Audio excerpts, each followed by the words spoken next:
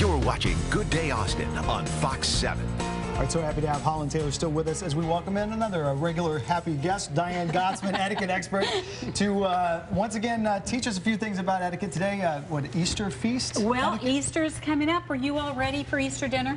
No. Are you hosting? I'm ready to make a reservation somewhere. I'm not ready for lunch. Yesterday, I did ask Zach if you can deep fry a ham, which I don't know if that counts as being ready for Easter dinner. I think you could. Well, you're going to talk deep fry today. turkey. That's right. That would be good. You can? Turkey. Yeah. So, Absolutely. Yeah. Well, we're going to talk a little bit today about some of these dilemmas that you have at the Easter table, a business meal, anytime you're sitting behind a table. Okay, you got a quiz. Okay. So got like a couple questions here. How about the first question? Which direction do you pass the bread basket? Do you know? To the right? She's the first answer. Or if somebody asks? Holland's acting it I out. think to the right. You pass counterclockwise. Counterclockwise. To the right. Oh, very good, very good. Yes. All right, you guys. So what you're going to do is you're going to offer left, not let them take the bread basket, just offer. Let them take a piece. Take a look at it. Yeah. Pass to the right. Take your own, Take a look and at then pass this. to the right. This looks good, right? So my answer of You offer to the left, but pass to So the right. offer, but don't let it go. Right. In other words, hold on to it. Okay. You know, if they grab it, and then pass to the right. what if like just two people away from you to the left want it? You still gotta One go all person the way away. around? One person away, yes. Okay. Two people away, it gets going The no man's in land. the wrong direction. Okay, we don't want We don't crashes. want that. Yes. Okay. And that All right, here's another one. Boy, this one's tough. How do you get the bone or the gristle out of your mouth? Okay, how do you think? What do you think, Amanda? You just kind of... Kind of do Okay, that. Holland, Let's leave it how in about you? there. How do you get the bone or Well, you bristle can't out of your really mouth? just go, I really don't know what would be polite. I mean, how else can you get it out but getting... You gotta go You're get it. absolutely Reach right. it. The polite way is index finger and thumb, Oh, man. left hand. Oh, wow. Really? So You're allowed you're to going put to your hands use in your your mouth? napkin. How are you going to do it? Go to the restroom. Well, no, you have a big wad of With one gristle bite? or fat in your mouth. Hopefully, if it's a fat swallow. I'll go right back. So index finger and thumb. Cover with your right hand or the napkin and discreetly place it someplace under the lettuce leaf or the fried turkey or ham. Discreet is the optimal. Never do it like, hey, look over there. That deal. No, that didn't work. No, I think you might do what Holland said. Okay. That's right. I've been known to. Depending on what's being consumed with the meal. In between bites, where should your hands rest? On your lap? You think on your lap? Oh. I think most people think on their lap, and actually they should go above the table. Okay, okay. Because think about it. Forearms on Yes, there. not Okay, the no, forearms not the or the finger, not elbows, both. but the wrist. Yeah. So Oh, if you have the your wrist. hands under the table and looking across at somebody, it looks like you have something to hide. You look timid. But if your hands are above the table and you're speaking comfortably this way, you look more in control, more engaged versus this. Okay. Okay. Playing around with that gristle that's in your napkin. That's right. I can't put my hands too low because I'm going for another bite pretty quickly. That's right. I'm not going slow. So, okay, do you pass the gravy boat alone or with the saucer?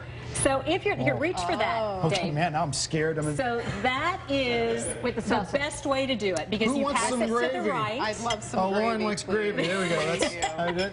Okay, pass it over here. Pass over. I already passed it the wrong way. There you go. Yes. No, you're passing it right. No gravy for me. This is what Pass you on want the to gravy. do. You want to We make the use best this air kind gravy. of You should have gravy wanted some of boat that is attached. Oh, we're playing a joke on So people. if you want to invest in something for Totally blown away. the table, I know, invest in something that you don't have to worry about as it's going Yeah. around the Oh, what a table. great idea. Yes, and if there is a spoon in it, they want Glue you to that too. spoon it off. As opposed to... this over here that has eggs in it, where you pour and you Those are might the gravy do. bowls I got at home. Yes. So So glad, anyway. glad my kids are at school. They'd go home and glue every There you go. plate to the saucer. What a great DIY project. That's something to do. Yes. All right, how about this one? It's time for a toast. Who proposes the first toast? What's the proper way to toast? And we'll also ask, can the kids give a little toast? too? Okay, so it the the host? first I toast, think the host. absolutely. The host proposes, you're right.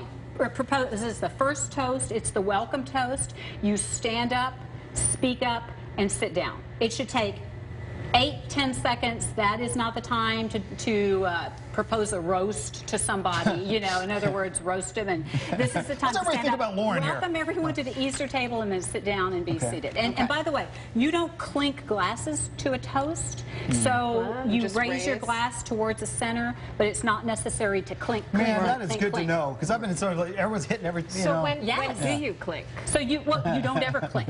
Now, that doesn't mean that if somebody clinks you, you don't say, oh, no, you don't clink, because then you're correcting them. But so that's what we all do. I mean, I clink. And you I can, clink. and you know. I clink. Yeah, You can clink, but it's everybody not, was raised in the barn. It wasn't just not me. necessary to clink. But here's a question. If you Yes. are the subject of or the object of a toast, you don't drink. You Everyone don't else drink. drinks too. Absolutely. So if you are, if You your don't name, drink? no, Not if your if name Well, then I is don't ever mentioned, want to be the object of a toast. I don't want to miss out on a Really? sip. You put your glass down because your propensity is you're going to want to drink to yourself. And that's yeah. the same thing as clapping to yourself or patting yourself on the back. Right. And we That's do right. not do any I'll of drink those to just about anything, Diane. Can the children offer a toast? Absolutely. Okay. They can be included in the toast. They can even stand up and offer a toast to their grandma or their mom All or right. their aunt. Thank you so much for this great dinner, Easter dinner. You know, we're talking Easter. Yeah. So yeah, I think it's really important to include the kids. Okay. Is eye contact important? So important when you're proposing a toast to that person. Okay. So I'm proposing a toast to you. I'm going to stand up, speak up, and sit down. And then when I'm proposing the toast to you, you're not going to look back or around because you're uncomfortable or say, oh, that's not true. Oh, my gosh.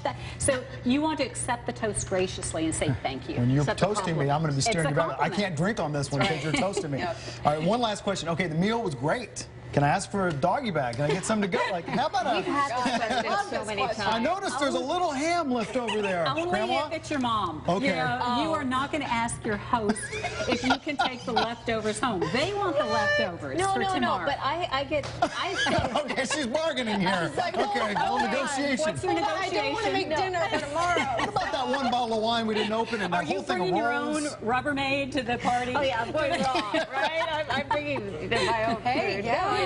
Prepared. So what do you do? I want to know. No, I actually mean from the other side of the coin. As a host, I sometimes don't, because it's too much temptation to have all of that food. So you especially can the mashed potatoes. You can offer. Can I offer it Absolutely. away? Send it away if you would like.